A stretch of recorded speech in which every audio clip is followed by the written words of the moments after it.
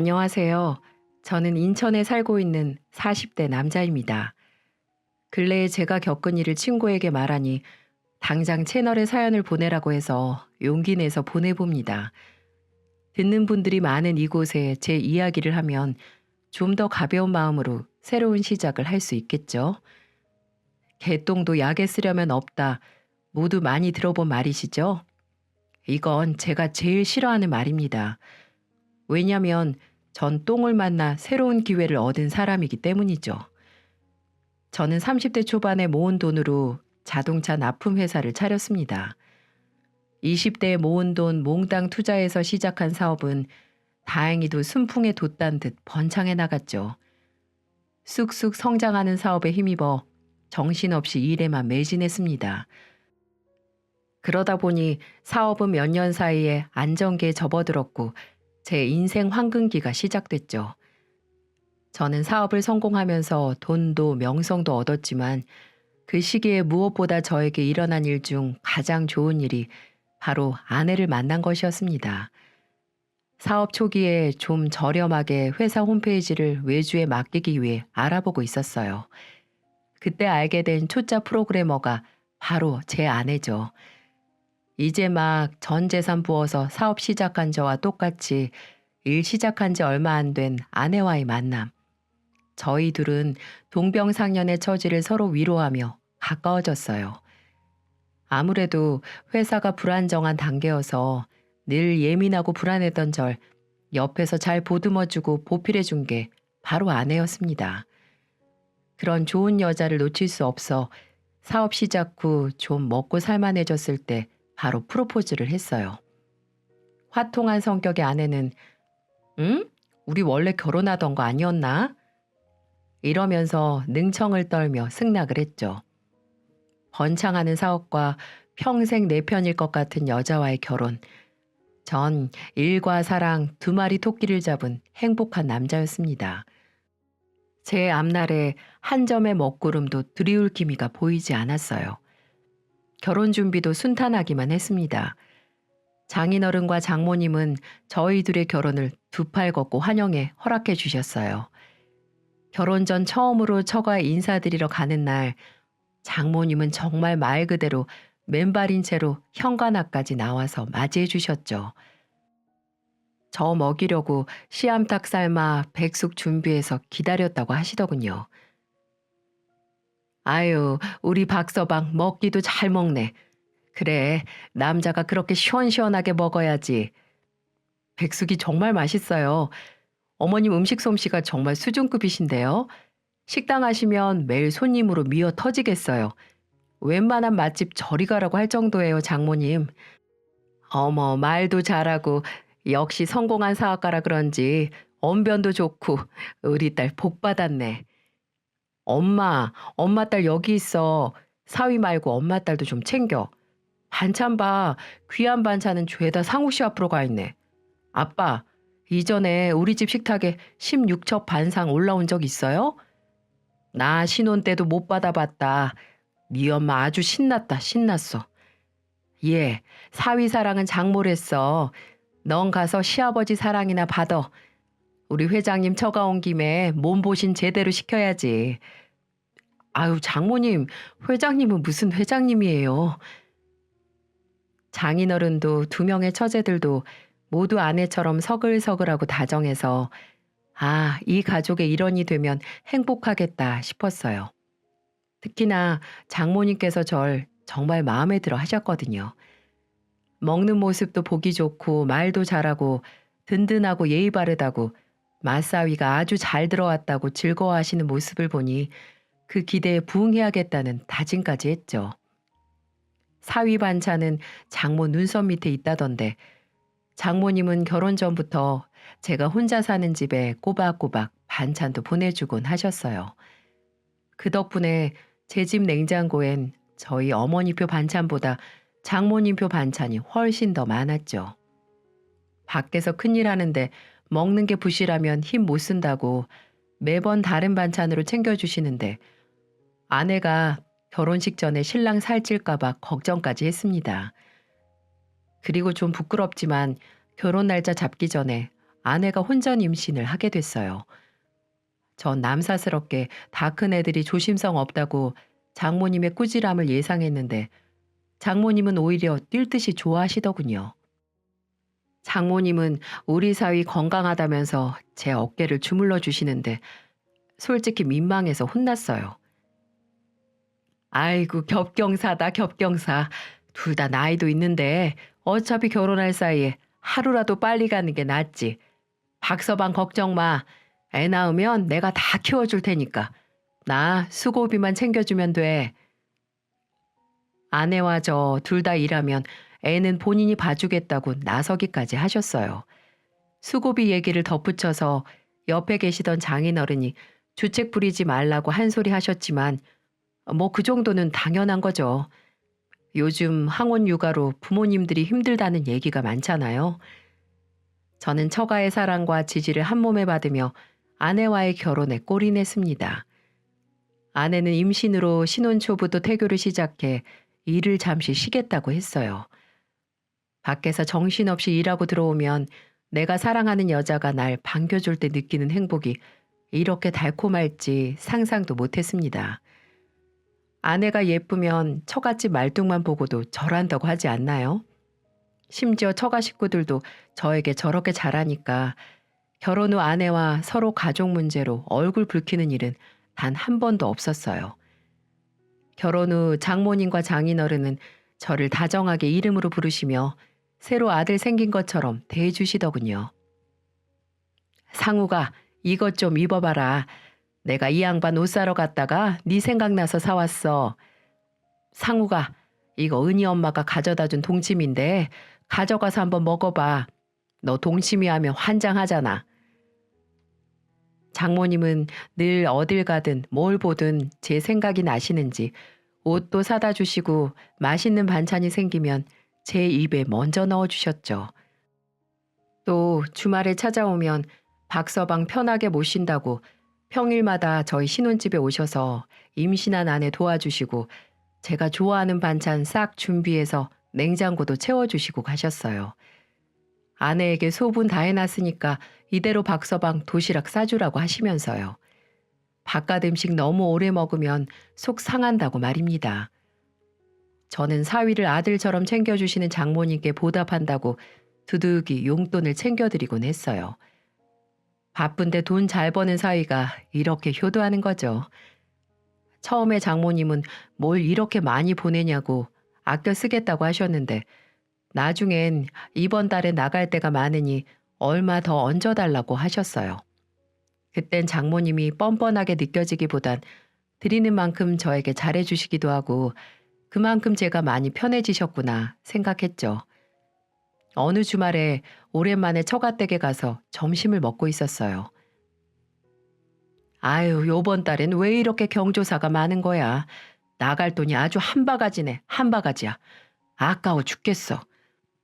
장모님, 그럼 제가 용돈 더 보내드릴까요? 어? 아이고, 박서방한테 더 달라고 한 게 아닌데. 그럼 나 딱 50만 더 보내주겠나? 네, 그럴게요. 너무 아깝게 생각하지 말고 잘 다녀오세요. 이 사람이 당신 박서방한테 돈 좀 작작 타가. 애들한테 부끄럽지도 않아? 아니, 내가 뭐 달라고 떼를 썼어, 뭘 했어. 박서방이 나서서 준다고 하는데 뭐가 문제예요? 어휴, 사위한테 받을 생각 좀 버려. 허구한 날 뭐 뜯어낼까 궁리하지 말고. 아니, 뭐예요? 무슨 말을 그렇게 해요? 내가 뜯어내긴 뭘 뜯어내. 나도 할 만큼 한다고요. 네, 장인어른, 개념치 마세요. 저도 드리고 싶어서 드리는 거예요. 점잖은 장인어른은 사위에게 용돈 타 쓰는 장모님을 매번 혀 끌끌 차시며 혼내셨어요.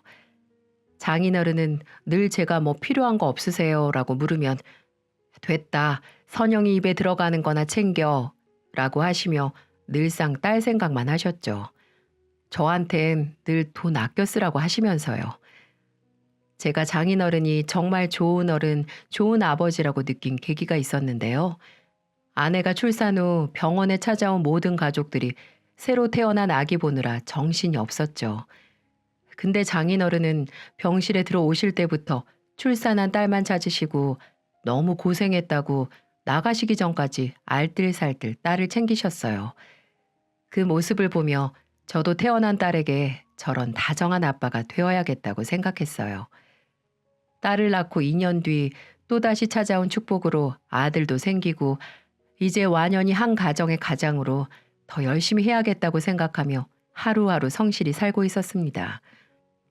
하지만 아닌 밤중에 칼 맞는다고 결혼 7년 후 제 사업은 내리막길을 걷기 시작했어요.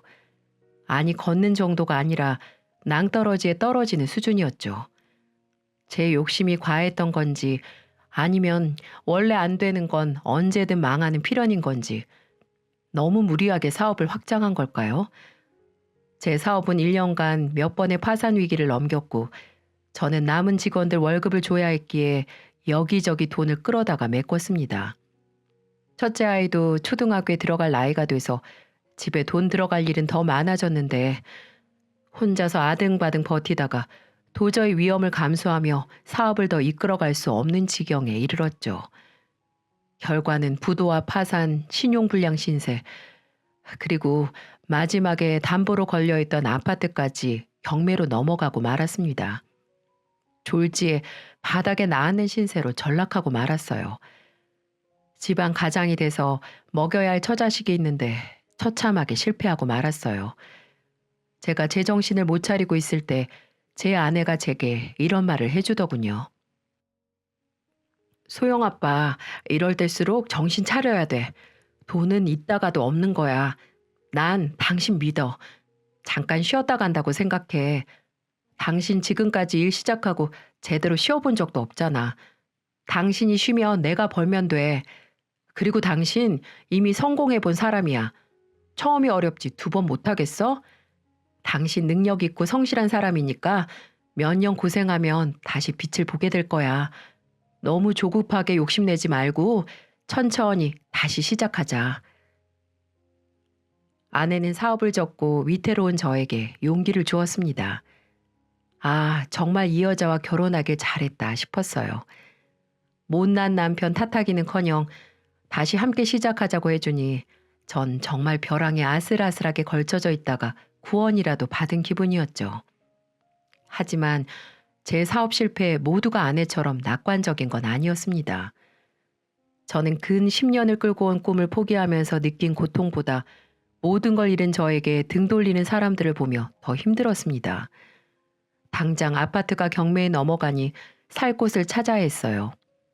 아내는 지금까지 당신 갈아서 번 돈으로 본인 친정도 호강했으니 본인이 장모님 장인어른에게 부탁해 보겠다고 했습니다. 저도 그때 2 자식 길바닥에서 살게 할 수 없는 절박한 상황이기에 그래 지금까지 내가 잘했으니 도와주시지 않을까 하는 염치 없는 생각을 하기도 했었네요. 장인어른은 아파트 소식을 들으시고 일단 1억은 도와주실 수 있으니 집 문제 해결하라고 하셨지만 전혀 생각지도 못한 사람이 이를 반대하고 일어났습니다. 바로 그렇게 사위를 예뻐하시던 장모님께서 눈에 쌍심지를 켜고 안 된다고 하시는 겁니다. 여러분 믿어지시나요? 지금까지 제가 번 돈으로 그 누구보다 호사스럽게 생활한 그 장모님이 당장 딸과 손주들이 살 곳이 없는데 집 구할 돈을 빌려주지 못하겠다고 못을 박는 겁니다. 엄마, 우리 당장 내일 짐 빼야 할 판이야. 어디 전세라도 얻어야 애들이랑 살지. 어떻게 그럴 수가 있어? 예, 너 너무 야박하게 생각하지 마라. 그거 나랑 네 아버지 노후자금이야. 그거 가져가면 우린 다 늙어서 어떻게 하니? 내가 그냥 달라고 했어요? 갚을게. 갚는다고. 아파트 넘어갈 정도로 사업이 다 망했는데 그 돈을 어떻게 언제 모아서 갚어? 내가 뭘 믿고 그걸 줘? 더 말할 필요도 없다. 그거 절대 안 돼. 내가 네 아버지한테도 말했어. 내 동의 없이는 절대 안 돼. 엄마. 아유, 엄마 그만 불러. 왜 우리한테만 그러니? 사돈 양반들은 뭐 하시길래? 박서방, 그래도 몇 년 사업해서 부모님께 가져다 드렸을 거 아니야. 당장 빌어먹는 생활하는 양반들도 아닌데 모아두신 것도 좀 있겠지. 왜 그거 생각은 안 하고 여기 와서 안 된다는데도 그러고 앉아 있어? 보면 눈에서 꿀이 뚝뚝 떨어지던 장모님이 아예 절 없는 취급하다가 제 부모님께 빌리라고 쏘아붙이셨습니다. 장모님에게 저희 부모님은 한순간에 거짓 취급을 당했고 성공한 사업가라는 푯말이 없어진 사위는 한순간에 장모님 앞에서 대역죄인이 되어 있었어요. 장인어른이 계속 장모님을 설득했지만 장모님은 절대로 물러나지 않았어요. 저희는 한시가 급했기에 제 부모님에게 1억보다는 적은 돈이라도 빌려서 급하게 사글세로 집을 얻었습니다. 아이가 둘 태어나고 아이의 전업주부로 살던 아내는 일을 알아보기 시작했어요. 아내가 일자리를 알아보며 틈틈이 아르바이트도 시작하게 되자 2명의 아이들을 돌봐줄 사람이 필요했어요. 그 상황에서 사람을 고용하는 건 불가능했고요. 아내는 내키진 않지만 친정이 가까우니 장모님께 부탁하는 게 좋겠다고 했죠. 아무래도 아이 돌보는 게 힘든 일이니 저는 아내와 함께 처가로 가서 부탁드리기로 했습니다. 장모님은 현관문 열고 들어간 저희 부부를 보고 못마땅한 내색을 감추지 않으시더군요. 저는 사업 실패 이후로 달라진 장모님의 태도를 매번 마주할 때마다 모멸감으로 힘들었죠. 그나마 장인어른은 그전과 변함없이 절 환영해 주셨어요. 오히려 전보다 더 제 상태를 확인하시고 조심스러워 하셨어요. 솔직히 처가 식구들 중에 무서울 정도로 사람이 바뀐 건 장모님 뿐이었죠. 또 뭐 때문에 주말 아침부터 왔니? 나 피곤해. 얼른 말하고 가. 엄마, 죄송한데 다음 주부터 소영이랑 태영이 좀 낮에 봐줄 수 있어요? 뭐? 애들 둘 나한테 맡긴다고? 너 엄마가 지금 나이가 몇인지 몰라? 내 나이 애들을 어떻게 보니? 엄마, 소영이 태어나기 전에 애들 봐준다고 했었잖아요. 그리고 오래 안 봐줘도 돼요. 소영이는 오전에 어린이집 하원하고 봐주면 되고 내가 지금 알바하는 거 끝나고 5시까지 올게요. 그때까지만 봐줘요. 그리고 일 찾아서 본격적으로 일하고 형편 좀 나아지면 내가 돈 주고 사람 구해볼게요. 엄마, 딱 석 달만, 죄송합니다, 장모님. 면목 없습니다. 저도 빨리 일 찾아 시작하겠습니다. 그때까지만 제발 도와주세요. 장모님은 언짢은 표정으로 가만히 저와 아내의 말을 듣다가 입을 여셨습니다. 자네, 아직 일 안 하고 놀고 있지? 네? 엄마, 이 사람이 지금 놀고 있는 거예요? 무슨 말을 그렇게 해? 넌 조용히 해. 그래, 내가 말이 나왔으니까 말인데 하던 일 말아먹었으면 정신 차리고 뭐라도 해서 처자식 먹여 살릴 생각을 해야지. 사업 접은 지가 언젠데 아직도 빌빌거리고 있다가 내 딸이 집까지 찾아와서 애 봐달라고 부탁까지 하게 만들어. 당신 말 조심해. 상욱이가 지금 일 안 하고 싶어서 그러는 거야? 본인이 계속 뭐라도 해보려고 하고 있잖아. 선영아, 네 애미가 싫다고 하면 나라도 애들 봐주마. 퇴임한 인간이 손주라도 봐야 시간이 가지. 당신이 그 작은 애들을 어떻게 본다고 그래요? 박서방, 일 생길 때까지 멀뚱히 기다리지 말고 당장 어디 공사판이라도 나가서 막노동이라도 해야 하는 거 아니야? 아직도 사장 노릇하던 거에 미련 못 버리고 본인 처지를 모르는 것 같은데 주제 파악 좀 해. 자네 지금 일 가릴 거 없이 닥치는 대로 해야 하는 거야. 여보, 엄마. 아유, 내가 무슨 못할 말 했어? 내 딸, 내 손주 고생하는 게 안쓰러워서 하는 말이야. 너무하다고 생각하지 말게, 박서방. 나 선영이 엄마로서 이 정도 얘긴 할 수 있어. 장인어른께서 아이들은 봐준다고 하셨지만 전 이미 장모님의 모진말로 만신창이 되었어요. 돈 있을 때 없을 때 이렇게 다르구나. 참 서러워지더군요. 그 이후로 아내는 장모님과 전화 통화만 하면 큰 소리를 내며 싸웠습니다. 알고 보니 장모님께서 계속 저와의 이혼을 강요하고 있었더군요. 아내가 절 버릴 사람이 아니라고 굳게 믿었지만 사람이 한번 약해지기 시작하니까 속절없이 불안해져만 갔죠. 장모님과 늘 부딪히는 아내에게도 그게 다 제 탓인 것 같아서 미안했어요. 아내는 제 탓이 아니라 우리 엄마가 몰상식한 거라고 걱정 말라고 애써 웃어 보였지만 전 어쩐지 그렇게 참는 아내의 모습이 폭풍 전의 고요 같았어요.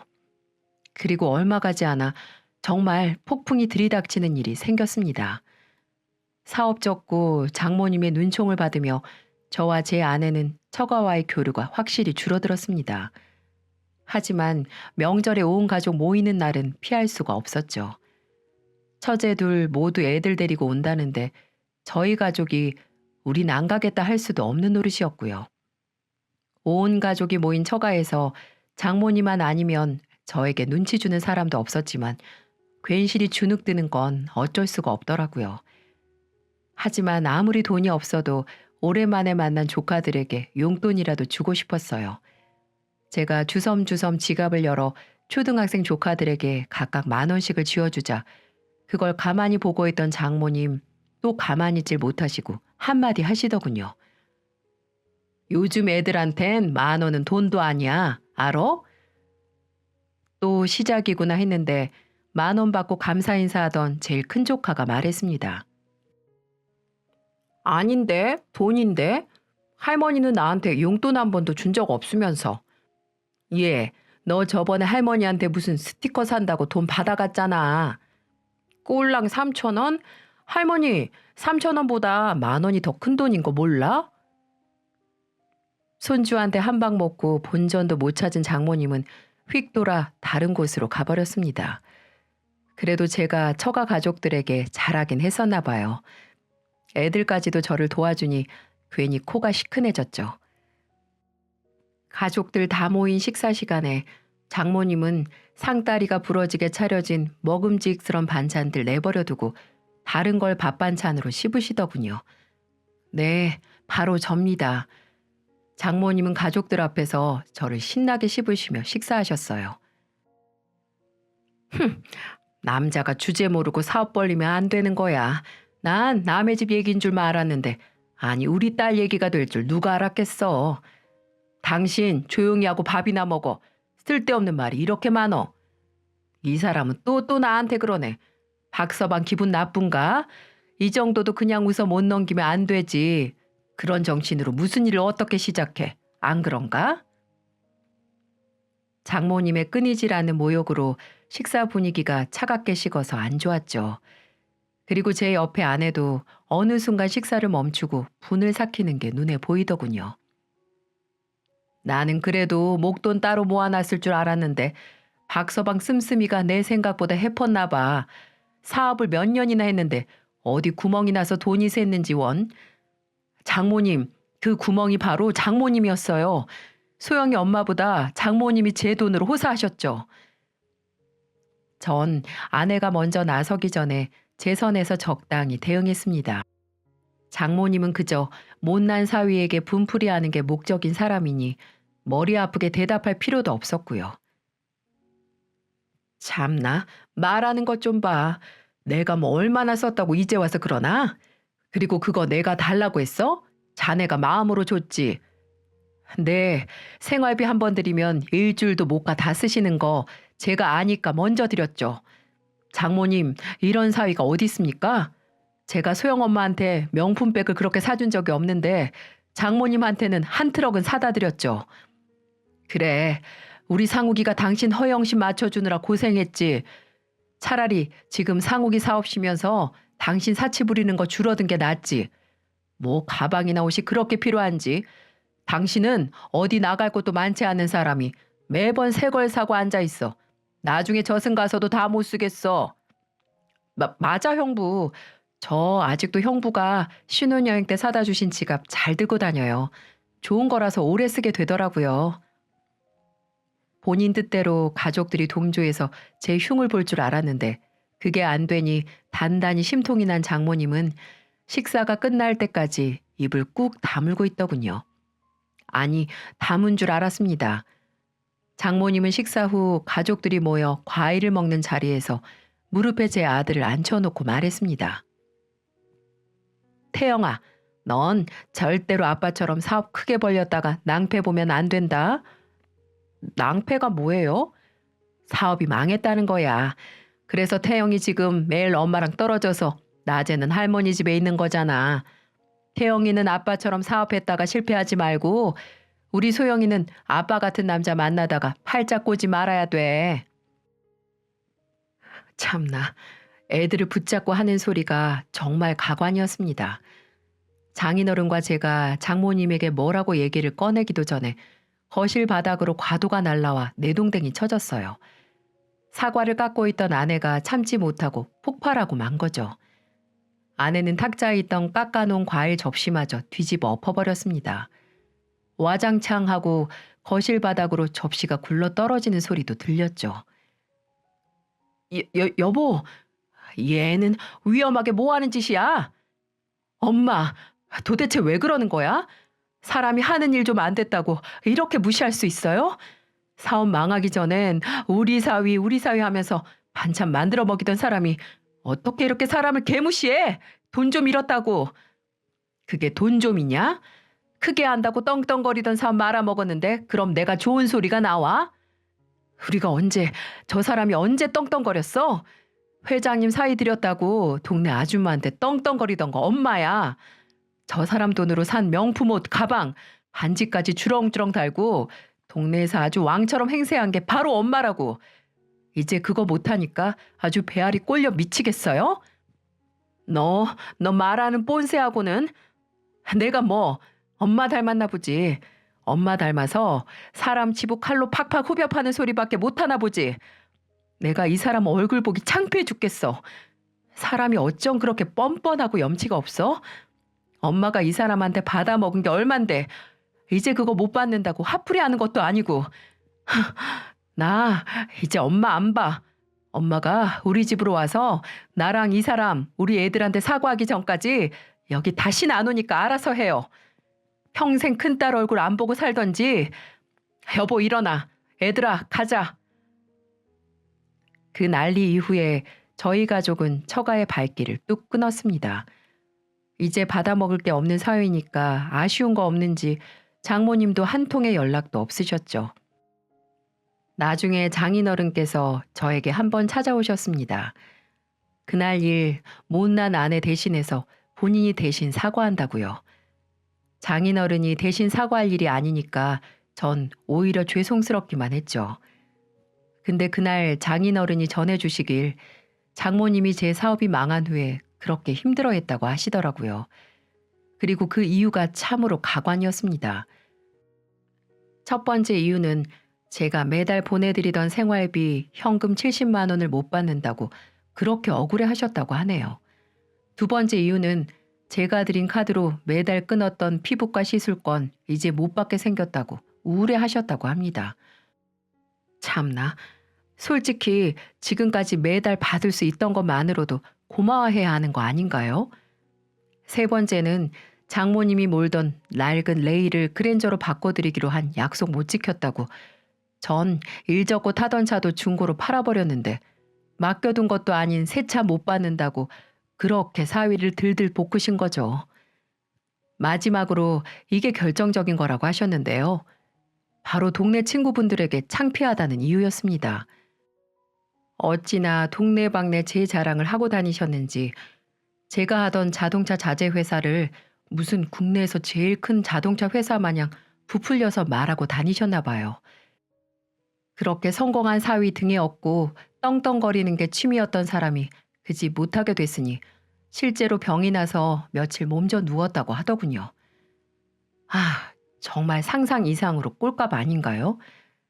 장인어른은 이런 못난 장모라 미안하다고 딸 말대로 장모님이 수그리고 들어오기 전까지 안 와도 된다고 하시고는 가셨습니다. 저는 장인어른의 말씀을 듣고 나서 너무 화가 났어요. 제 호의를 마땅히 받아야 하는 거라고 생각하고 이제 그걸 못 받게 되니 앙심을 품고 저를 괴롭힌 장모님에게 너무 화가 났죠. 저는 진심으로 장모님을 어머님처럼 생각했고 제 힘이 닿는 곳까지 내가 사랑하는 아내를 낳아준 분을 모실 생각이었어요. 근데 사위에게서 나올 돈이 바닥 나자마자 씹다 뱉은 껌처럼 뱉는 것도 모자라 발로 질근질근 밟아서 짓이겨버린 인간이 무슨 장모입니까? 전 그 인간에게 받은 수모를 발판으로 어떻게 해서든 기사 회생하기로 마음먹었어요. 그리고 저를 믿고 부모와 절연까지 각오하는 아내를 위해 밤낮 없이 일했습니다. 하루는 막노동판에서 땀에 쩔어 일하고 밤이면 잠도 못 자고 대리운전을 하며 돈을 벌었어요. 그 당시 신용 불량 상태라서 제대로 된 회사에 취직할 수가 없었거든요. 하지만 막노동도 계속할 수만은 없었어요. 뭐라도 제대로 시작해서 안정적인 수입이 절실했죠. 그리고 그렇게 벽돌 나르면서 만난 인부에게서 꽤 솔깃한 사업 아이템을 하나 듣게 됐어요. 그건 바로 똥입니다. 뭔 소린가 싶으시죠? 일만 하더니 돌았나 싶으실 겁니다. 하지만 전 진지합니다. 같이 일하던 동료에게서 변기나 하수구 뚫는 사업이 투자금도 필요 없이 정말 소자본만으로도 시작할 수 있는 직업이라고 하더라고요. 처음에 들었을 땐 그래도 오물을 보고 만지고 치우는 일을 내가 할 수 있을까? 그런 일을 하면서까지 내가 돈을 벌어야 하나 이런 배부른 생각을 했죠. 하지만 제가 지금 똥인지 뭔지 찍어 먹을지 고민할 게 아니라 뭐든 입안으로 집어 넣어야 하는 상황이었죠. 전 혼자서 누수 시공 일을 시작했습니다. 가정집이든 공공시설이든 상관없이 어디든 화장실은 있잖아요. 화장실이 있는 곳은 모두 노다지인 셈이죠. 처음엔 그런 것까지 할 필요 없다라고 반대하던 아내도 제 고집을 못 이기고 도와줬습니다. 왕년의 프로그래머였던 아내는 고객들이 설비나 공사를 예약할 수 있는 홈페이지를 만들어 주었고 여기저기 전단지나 명함을 만들어 홍보하는 일도 도왔죠. 날이 갈수록 홈페이지에 변기를 뚫어달라는 예약 접수가 늘어만 갔고 처음에 사는 동네에서 시작한 일이 영역이 넓어지면서 옆 동네, 그 옆 동네까지 쫙 퍼졌죠. 아내가 하는 맘카페에도 긍정적인 후기가 올라올 때도 있었어요. 그때 저에게 남의 똥은 그저 황금처럼 보일 뿐이었습니다. 기사님이 정말 친절하시고 변기도 잘 뚫어주세요. 이번에 변기 망가져서 바꿔야 하는 거 아닌가 싶었는데 기사님 손을 거치니까 새 것처럼 잘 내려갑니다. 추천이요. 3일 내내 막혔던 변기 기사님 마법의 손으로 수리 완료입니다. 키우는 강아지가 양말 물어가서 변기에 넣는 버릇이 있는데 양말로 꽉 막힌 변기 기사님이 시원하게 다 뚫어주셨어요. 여기 언제 이렇게 유명해진 거죠? 이제 예약하려면 기본 3일은 기다려야 돼요. 기사님 수 좀 늘어났으면 좋겠어요. 이게 모두 제가 하는 배관 누수시공 업체 홈페이지에 올라온 후기 글이에요. 저는 매일 늘어나는 소중한 후기에 힘얻어 광산에서 금 캐는 마음으로 변기를 뚫고 돈을 벌었습니다. 그리고 소소하게만 잘 되던 일은 6개월이 넘어가니 드디어 빛을 보기 시작했죠. 일할 사람을 늘려야 할 정도로 예약 접수가 폭발하기 시작했어요. 저는 기사 3명을 채용해서 총 4명이 소속된 배관업체를 갖게 되었습니다. 똥이 절 살릴 줄은 꿈에도 생각하지 못했어요. 왜 꿈에서 똥무더기 보면 복권 사야 한다고 하잖아요. 전 현실에서 똥을 보면서 돈 챙기는 거죠. 그렇게 배관업체 일을 3년 동안 꾸준히 안정적으로 했습니다. 그런데 제가 가족을 위해 똥물에 젖어가며 일하는 걸 하늘도 알아준 걸까요? 하는 일 잘 되는 것만으로도 매번 하늘에 감사하면서 지내는데 진짜 행운이 제게 찾아온 사건이 생겼어요. 그날도 어김없이 변기가 막혀서 누수가 있다는 예약을 받고 해당 집으로 변기 고치러 갔었죠. 생각해보니 예약한 집이 처가와 멀지 않은 동네더라고요. 그때는 그냥 그런가 보다 하고 별 생각 없이 그저 돈 벌 생각에 좋아서 갔어요. 초인종을 누르니까 연세 지긋한 아저씨 한 분이 나오시더군요. 저희 장인어른보다 조금 어린 정도? 그 정도 어르신이라고 해야겠죠. 안녕하세요. 변기 고치러 왔습니다. 네, 들어오세요. 아유, 갑자기 재수없게 변기가 막혀서 혼났네. 바로 제가 보겠습니다. 화장실이 어느 쪽이죠? 저기 안방 화장실 쭉 들어가요. 네, 실례하겠습니다. 저는 그날 제가 눈앞에서 본 광경을 죽기 전까지 잊을 수 없을 것 같아요. 변기 뚫으러 간 연고도 없는 어르신 집 안방 침대에 떡하니 누워있는 한 사람, 바로 제 장모님이었습니다. 박서방, 아니 장모님이 여길 왜? 왜 여기 안방 침대에 누워 계세요? 어? 둘이 아는 사이야? 자기가 변기 고치러 온 기사랑 어떻게 알고? 침대에 누워있는 꼴에 잔뜩 놀라 하얗게 질린 얼굴, 그리고 생판 처음 보는 어르신의 자기라는 말, 제 온몸에 소름이 확 끼쳤어요. 이건 불륜 현장이었습니다. 그것도 제 장모님의 불륜 현장이요. 아니 내년이면 70이 다 되어가는 양반이 다 늙어서 바람이라뇨. 참 가지가지구나 헛웃음이 나더라고요. 전 바들바들 떠는 장모님을 무시하고 화장실로 들어가 변기를 뚫기 시작했습니다. 수리 내내 뒤통수에서 뜨거운 시선이 느껴지는데 제가 일하는 동안 어떻게 제 입을 막을지 골머리를 썩고 있었겠죠. 전 그렇게 빠르게 수리를 마쳤습니다. 장모님의 불륜 상대에게 수리비를 받으며 인사한 후에 옆에서 안절부절하는 장모님을 지나쳐 그 집을 나왔어요. 현관문을 나가는데 뒤에서 절 부르는 장모님 목소리가 들리는 겁니다.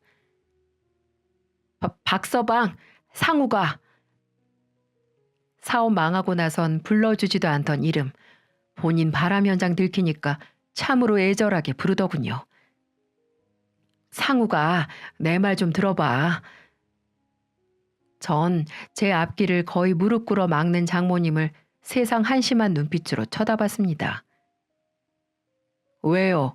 혹시나 제 입 막으려는 생각이시면 그만두세요. 장모님 변명 듣고 싶지 않아요. 상우가 아까 그 사람하고 별로 진지한 사이도 아니다. 정말이야.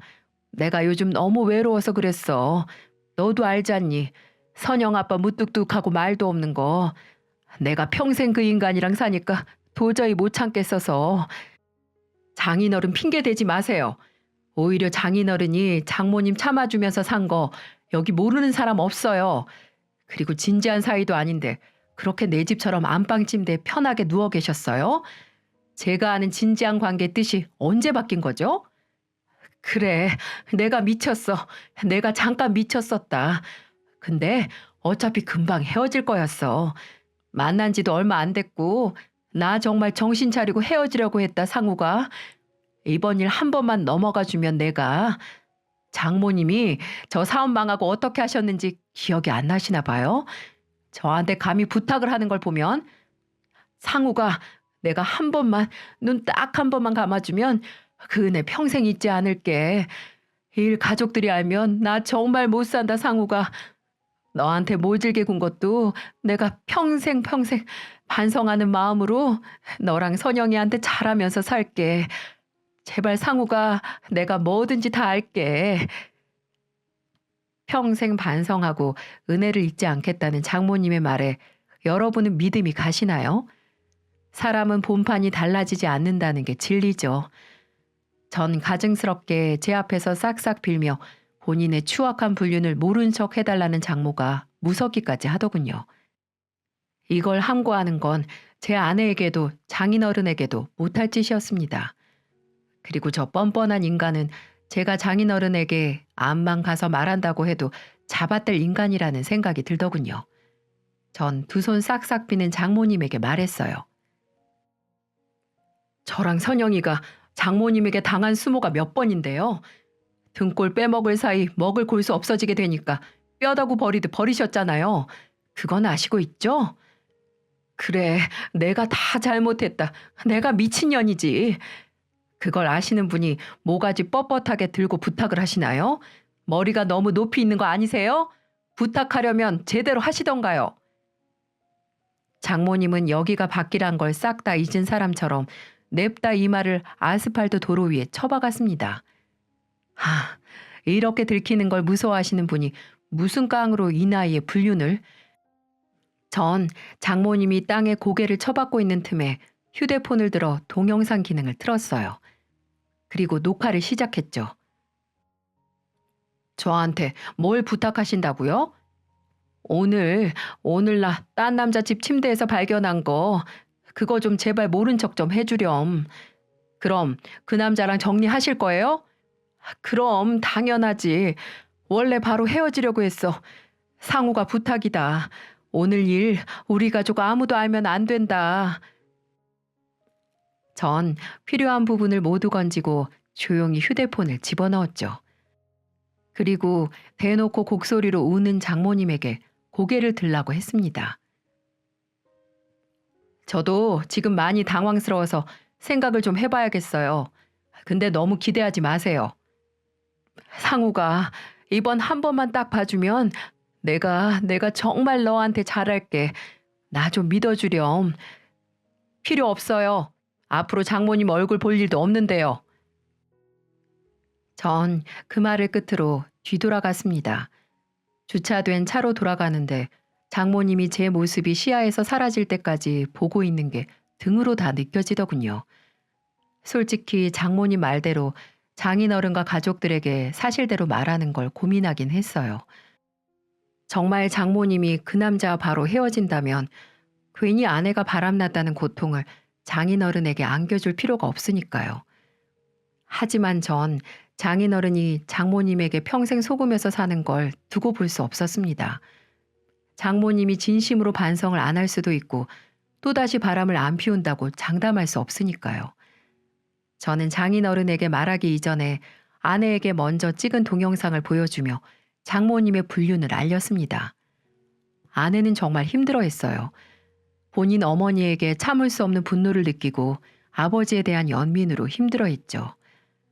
아내도 저와 마찬가지로 이건 장인어른에게 알려야 할 일이라고 판단했고 저희 부부는 장인어른을 찾아뵈었죠. 이후 처가에 피바람이 불었습니다.